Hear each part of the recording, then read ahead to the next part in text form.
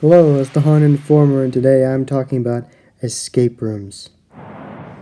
So today I'm talking about escape rooms, and they have gained quite a bit of popularity in the haunt industry, and people seem to really like them. And escape rooms, essentially, if you don't know what an escape room is, it's essentially a huge puzzle. So you have to go through multiple rooms, and usually you have a limited amount of time. Sometimes you have 5 minutes, sometimes you have an hour, sometimes you have a half hour. Varying degrees of time. And you have to solve these puzzles, and they're not easy, and you have to work together as a team, and there's always a minimum amount of people that can go in as a group.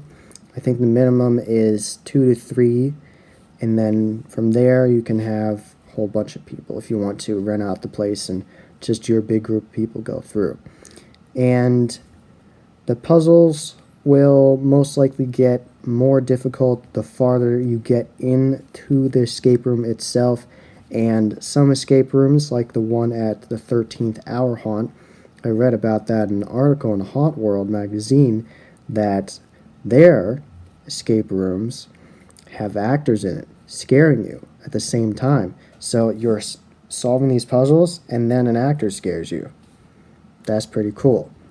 Now, most escape rooms do not have any actors in it, and if anyone's in it, they're there to tell you a hint and try to make it easier for you to get through the room if you're struggling a lot. And due to the popularity of this, most huge haunts are adding escape rooms, and some haunts have made a whole escape room in a whole building. They bought a whole another building or moved. Netherworld used to have a 5-minute escape game with the Mangler character they had last year at Netherworld. But now they have expanded and they have moved, and now they have a whole building dedicated to escape rooms. And they have 3 or 4 escape rooms, and you have to find your way out of those puzzles and deal with those situations. And they have a bigger haunt now. So that's one way escape rooms are done, and some haunts that aren't sure they want escape rooms are starting to add 5-minute escape rooms. That's usually how they test the waters. They put a 5-minute escape room at the end of their haunt or in their entertainment area, and that's another way they can make more revenue and another way to entertain you when you don't want to be scared, and you can go through that. So they put the 5-minute escape room at the end of their haunt.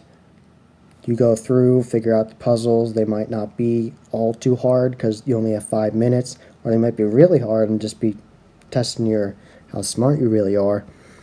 But you go through that, and hopefully you win. You might not. That's the way that goes with escape rooms.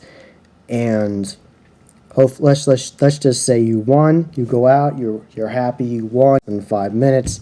And then you're like, wow, that was great. I just did a puzzle. I solved it. It all worked. We worked as a team. And you get out. So that's definitely a reason why these escape rooms have become popular, is because it just feels so good.